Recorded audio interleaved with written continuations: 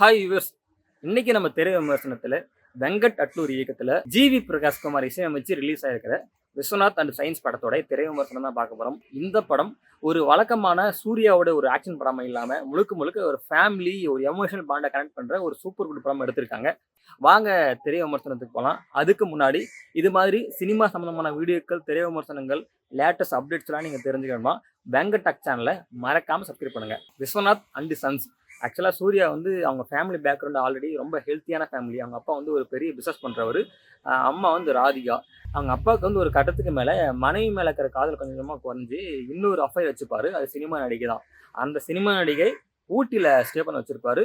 இவங்க சூர்யா, அவங்க அப்பா, அவங்க அம்மாலாம் சென்னையில் இருப்பாங்க. அப்பப்போ டைம் கிடைக்குமாலாம் போயிட்டு இரண்டாவது மனைவியை பார்த்து வருவார். இந்த விஷயம் வந்து ராதிகாவுக்கு தெரிஞ்சு, சரி குழந்தை வந்து 10 வயசு ஆயிடுச்சு, 10-12 வயசு ஆயிடுச்சு, இதுக்கு மேலே குழந்தையோட லைஃபுக்காக அந்த எல்லாத்தையும் பொறுத்துக்கிட்டு இருந்தாங்க. ஆனால் சூர்யா, இந்த சின்ன பையனாக்கிற சூர்யாவுக்கு வந்து இந்த விஷயம் பிடிக்கவே இல்லை, அப்பாவோட விஷயம். இதனால வந்து நம்ம ஹீரோ கதாநாயகன் சூர்யாவுக்கு திருமணம் பண்ணிக்கிற ஆசை இருக்காது. ஒருவேளை நம்மளும் திருமணம் பண்ணி நம்ம அம்மாவுக்கு அப்பா துரோகம் பண்ண மாதிரி நம்ம பிற்காலத்துல அந்த பொண்ணுக்கு துரோகம் பண்ண வாய்ப்பு இருக்குன்னு சொல்லிட்டு திருமணமே பண்ணிக்க மட்டும் சொல்லி விடாப்படியா இருப்பாரு. சூர்யாவுக்கு வந்து சின்ன வயசுல இருந்தே இந்த துப்பாக்கி சுடுறதுல ரொம்ப ரொம்ப ஆர்வமா இருக்கும். அதனால சின்ன வயசுலயே அந்த ட்ரைனிங்லாம் போயிட்டு ஒரு கட்டத்துக்கு மேல எக்ஸ்பீரியன்ஸ் ஆகிட்டு ஒலிம்பிக்ல போயிட்டு துப்பாக்கி சுடுறதுல கோல்டு மெடல்லாம் வாங்குவார். அந்த அளவுக்கு நல்லா ஸ்போர்ட்ஸில் டெவலப் ஆவார். ஒரு பக்கம் அப்பாவோட விட்டு போன பிசினஸ் நல்லா பார்த்துப்பாரு. ஏன்னா அப்பா வந்து ஒரு கட்டத்துக்கு மேல இறந்துடுவாரு. சூர்யாவுக்கு ஒரு ஹேபிட் இருக்கு, திருமணம் பண்ணிக்க கூடாதுன்றது முடிவு எடுத்துட்டாரு.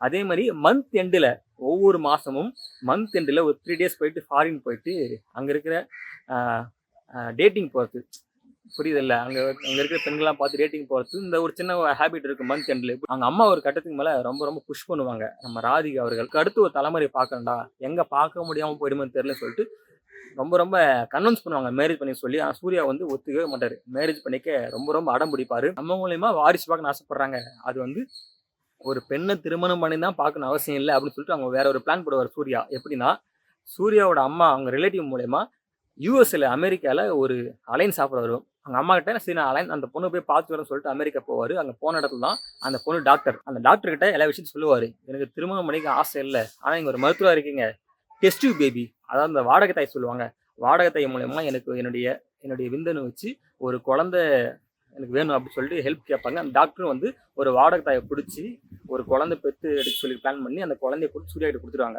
ஒரு வருஷம் கழிச்சு அவர் இந்தியாவுக்கு போவார். அவங்க அம்மா ராதிகாவுக்கு பயங்கர ஷாக்கு. என்னடா நம்ம அலைன்ஸ் பேக்க நம்ம பையனை வந்து அமெரிக்கா அப்படின்னா ஒரு வருஷம் கழிச்சு ஒரு குழந்தையோட வரான், அது அம்மா இல்லை, கேட்டால் டெஸ்ட் பேபி வாடகை தாயின்னு சொல்லிட்டு ரொம்ப ரொம்ப நம்ம வெறுப்பத்துற மாதிரி பேசலாம்னு சொல்லிட்டு ராதிகா அவங்க ரொம்ப ரொம்ப கோவப்படுவாங்க. ஆனால் ஒரு கட்டத்துக்கு மேலே அந்த அம்மாவுக்கு கோவம் போயிடும். ஏன்னா பேரனை பார்த்துட்டாங்க இல்லையா. என்ன ஒரு ட்விஸ்ட்னா, கொஞ்ச நாள்லயே தெரிய வந்துடும் அந்த குழந்தைக்கு கையில் வந்து போனில் ஏதோ ஒரு இஷ்யூ இருக்கும் போல். அந்த போனில் ஏதோ ஆப்ரேஷன் பண்ணணும் டாக்டர் சொல்லுவாங்க. இந்த போனில் ஆப்ரேஷன் பண்ணால் 2 ஆப்ஷன் தான். பயாலஜிக்கலாக அவங்க அப்பா இல்லை அவங்க அம்மா அவங்க மூலயமா சர்ஜரி பண்ணி அந்த குழந்தைக்கு போனை சரி பண்ணா. ஏன்னா அவங்க உடம்புல இருந்து அந்த போன் ஏதோ எடுத்து அந்த குழந்தை உடம்பு சரி ஃபிட் பண்ணும் போல். அப்போ தான் அந்த குழந்தைக்கு அந்த போன் ப்ராப்ளம் சரியாகும் போல் டாக்டர் சொல்லுவாங்க. ஆனால் இந்த ஃபிட்னஸில் சூர்யாவுடைய டிஎன்ஏ அந்த பிளட் டெஸ்ட் ஆகிறது போல் இந்த குழந்தைக்கு ஆப்ரேஷன் ப்ராப்பராக பண்ணால் டோனர் மூலியமாக பண்ண முடியாது, அந்த குழந்தையோடைய பயாலஜிக்கல் மதர் வந்தால் மட்டும் தான் பண்ண முடியும்னு சொல்லிட்டு டாக்டர் ஸ்ட்ரிக்டாக சொல்லிடுவாங்க. சூர்யாவுக்கு வேறு வழியே இல்லாமல் இந்த குழந்தைய பெற்ற இந்த வாடகை தாய் இருக்காங்க அமெரிக்காவில், எங்கே தேடி பிடிச்சி போவாங்க. ஆனால் போகிற இடத்துல தெரியும் அந்த வாடகை தாய் வேறு யாரும் இல்லை, நம்ம மமிதா பாஜி தான். உடனே சூர்யா மமிதா பாஜி கிட்ட எல்லா விஷயத்தையும் சொல்லுவார். இது மாதிரி என் குழந்தைக்கு நீங்கள் தான் வந்து வாடகை தாய், நான் தான் அப்பா, குழந்தைக்கு கையில் ஒரு ஆப்ரேஷன் பண்ணணும், அப்பாவால் என்னால் முடியாது, நீங்கள் வந்தால் மட்டும் தான் ஹெல்ப் பண்ணால் மட்டும் தான் முடியும்னு டாக்டர் சொல்லிட்டாங்க. ஏன்னா உங்கள் போன்னு சில பார்ட்ஸ் எடுத்து என் குழந்தைக்கு ஃபிட் பண்ண மட்டும் தான் சரி பண்ண முடியும், டோனர் மூலியமா வாய்ப்பு இல்லைன்னு டாக்டர் சொல்லிட்டாங்கன்னு சொல்லிட்டு போய் ஹெல்ப் கேட்பாங்க. மமிதா பாஜிக்கு ஒரே ஷாக்கு. சரி ஓகே, இருந்தாலும் அந்த குழந்தைக்காக ஹெல்ப் பண்ணுற சொல்லுவாங்க. என்ன ஒரு பிரச்சனைனா, ஏன் இவங்க ஃபர்ஸ்ட் வாடகை தாய்க்கு அந்த வேலைக்கு ஒத்துக்கிட்டாங்கன்னா, மமிதா பாஜிக்கு அப்பா அம்மா இறந்துட்டாங்க, அவங்க டாக்டர் படிக்கணும்னு ஆசை, ஆனால் ஃபீஸ் இல்லாத காரணத்தினால அதுக்காக தான் அந்த பணத்துக்காக தான் வந்து வாடகை தாயை ஒத்துக்கிட்டு ஃபர்ஸ்ட் குழந்தை பெற்று கொடுத்துருக்காங்க. அதுக்கப்புறம் திரும்பவும் போயிட்டு சூர்யா வந்து ஹெல்ப் கேட்குறப்ப சரி ஓகே, இருந்தும் நம்ம காலேஜ் படிக்கிறதுக்கு கொஞ்சம் காசு எக்ஸ்ட்ரா தேவைப்படுது, சரி நீங்கள் அந்த காசு கொடுங்க, சம் அமௌண்ட் கொடுங்க US$, நான் அந்த காசை காலேஜில் ஃபீஸ் பே பண்ணிட்டு நான் வரேன் போகலாம் அப்படின்னு சொல்லிட்டு இந்தியா போகிறதுக்கு முன்னாடியே அவங்களுக்கு தேவையான காசை வாங்கி அந்த காலேஜ் ஃபீஸை கடன் அடைச்சிட்டு தான் சூர்யா கூட இந்தியா வருவாங்க. ஏன்னா குழந்தைக்கு ஆப்ரேஷன்.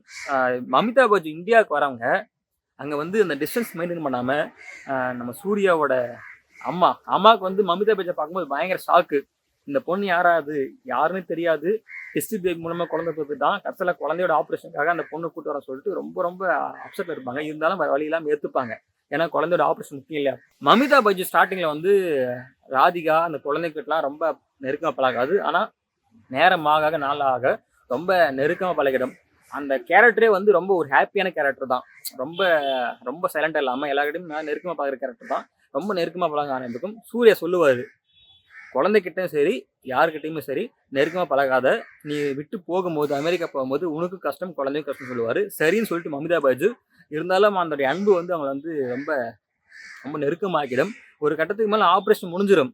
மமிதா பைஜுவை சூர்யா வந்து நீங்கள் அமெரிக்கா கிளம்ப சொல்லுவாங்க. ஆனால் மமிதா பைஜுக்கு சூர்யா மேலே வந்து ஒரு காதல் அதிகமாகிடும். சூர்யா கொஞ்சம் நெருக்க பழக அந்த காதல் அதிகமாகிற வேலைக்கு நான் அமெரிக்கா போல உங்க கூட இருக்குன்னு சொல்லுவாங்க. ஆனால் சூர்யா வந்து நீ டாக்டர் படிக்கிற, உன்னோட பேஷன் இதுதான், நீ ஒரு ஹாலிடேக்கு தான் இந்தியாவுக்கு வந்திருக்க, ஹெல்ப் முடிஞ்சுதா கிளம்புன்னு சொல்லி அனுப்பி விட்டுருவாரு ஏர்போர்ட்டுக்கு. ஆனால் மமிதா பைஜு போகாமல் சட்ட போராட்டம் பண்ணி இந்த குழந்தை வந்து என் குழந்தை தான் பயாலஜிக்கலா, இவர் இந்த குழந்தைய பார்த்து வரலன்னு தெரியல, ஒரு நாடகம், குழந்தைய வந்து என்கிட்ட ஒப்படைச்சுன்னு சொல்லிட்டு கோர்ட்டில் கேஸ் போடுவார். கோர்ட்டில் ஹியரிங் வரும். அப்போ ஜட்ஜு சொல்லுவார், நீங்கள் அந்த பொண்ணுடைய அம்மா சொல்கிறாங்க குழந்தை நீ வேணும்னு, ஆனால் நீங்கள் வந்து குழந்தைய நான் பார்த்துக்கிறேன் அந்த அம்மா அனுப்பின்னு சொல்கிறீங்க. சரி ஓகே, 6 மாதம் நீங்கள் குழந்தைய நல்லா பார்த்துக்கிட்டா இந்த அம்மாவாக இருக்கிற மமிதா பைஜு அமெரிக்கா போயிட்டோம், குழந்தைய வச்சுதான் சொல்லி ஜட்ஜு வந்து சூர்யா கிட்ட சொல்லுவார். ஓகேன்னு சொல்லி சூர்யா வந்து அந்த குழந்தைய பார்த்துக்கிறேன், ஆனால் அந்த 6 மாதமும் குழந்தை பக்கமே அவங்க அம்மா இருப்பாங்கன்னு சொல்லி ஜட்ஜு சொல்லுவார்.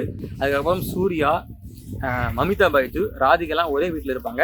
அப்போ வந்து சூர்யாவால் குழந்தைய வந்து அவ்வளோ ஆக்டிவாக பார்த்துக்க முடியாது. இந்த கேப்பில் மமிதா பைஜும் குழந்தைய பார்த்துப்பாங்க. எப்படியோ படம் போயிட்டே இருக்கும். ஒரு கட்டத்துக்கு மேலே மமிதா பைஜு சொல்லுவாங்க, கவலைப்படாதீங்கம்மா, உங்கள் பையன் நான் பார்த்துக்கிறேன், உங்கள் பையனை கட்டிக்க ஆசைப்பட்றேன் அப்படி சொல்லுவாங்க. ராதிகாவும் போய் சூர்யா கிட்ட கேட்பாங்க பொண்ணு கட்டிக்கூடாதுன்னு. ஆனால் சூர்யாவுக்கு ஒத்துக்க மாட்டாங்க. இந்த பொண்ணுக்கும் எனக்கும் ரொம்ப ஏஜ் கேப்பு. ஆக்சுவலாக சூர்யாவுக்கு வந்து 42ன்ற மாதிரி காட்டியிருப்பாங்க. மமிதா பைஜுக்கு 20, 22 கிட்டத்தட்ட 20 இயர்ஸ் கேப் இருக்கும். அப்படி எப்படிமா கட்டிக்க முடியும் சொல்லிட்டு சூர்யா வந்து மமிதா பைஜுவை ரொம்ப அவாய்ட் பண்ணிட்டு இருப்பார். சூர்யோட அம்மா ராதிகா தவறிடுவாங்க. ஏன் தவறிடுவாங்கன்னா, அவங்க ரொம்ப ரொம்ப சந்தோஷம், நான் பையனுக்கு திருமணம் பண்ண வைக்க முடியாதுன்னு நினச்சோம், ஆனால் ஒரு பொண்ணு கிடைச்சிட்டா, பேரனு கிடைச்சிட்டான், இதுக்கு என்ன ஹாப்பி வேணும், அந்த பொண்ணே சொல்லிட்டா உங்கள் பையன் நான் பார்த்துக்கிறேன்னு சொல்லிட்டு அப்படி சொல்லிட்டு வந்து ஒரு ஆனந்த ஒரு ஹாப்பியில் ரொம்ப எமோஷனலாக அப்படி தூக்கத்திலே இறந்துருவாங்க. தூக்கத்திலே சிரிச்ச முகத்தோட ராதிகா இறந்துருவாங்க. சூர்யா பார்க்க அவங்க சித்தி வருவாங்க ஊட்டிலேருந்து.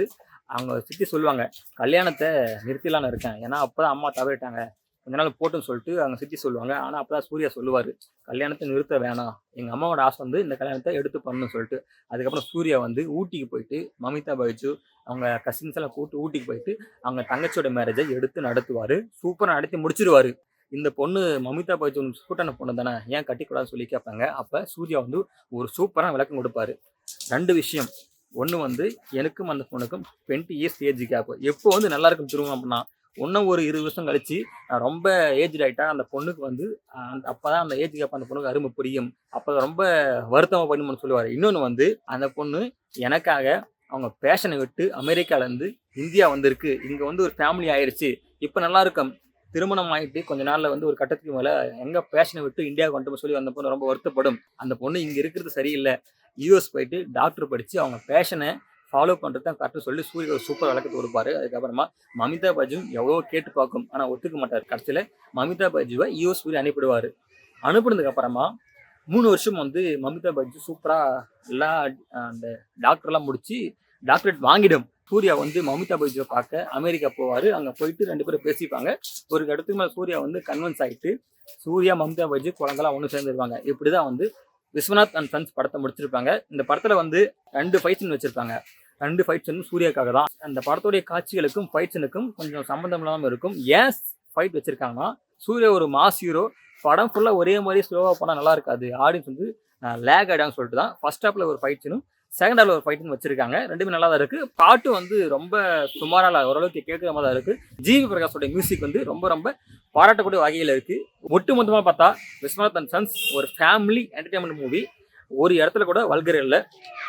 ரொம்ப எமோஷனலாக ஃபேமிலியை கனெக்ட் பண்ணுற மாதிரி எடுத்திருக்காங்க படத்தை. நான் வந்து கேரண்டி இந்த படம் வந்து எல்லாருக்கும் பார்க்கலாம். இது மாதிரி சினிமா ஓரியன்ட் வீடியோக்கள்லாம், தெரிய விமர்சனங்கள், லேட்டஸ்ட் அப்டேட்லாம் தொடர்ந்து பார்க்கணும்னா நம்ம வெங்கடெக் சேனலை மறக்காமல் சப்ஸ்கிரைப் பண்ணுங்கள்.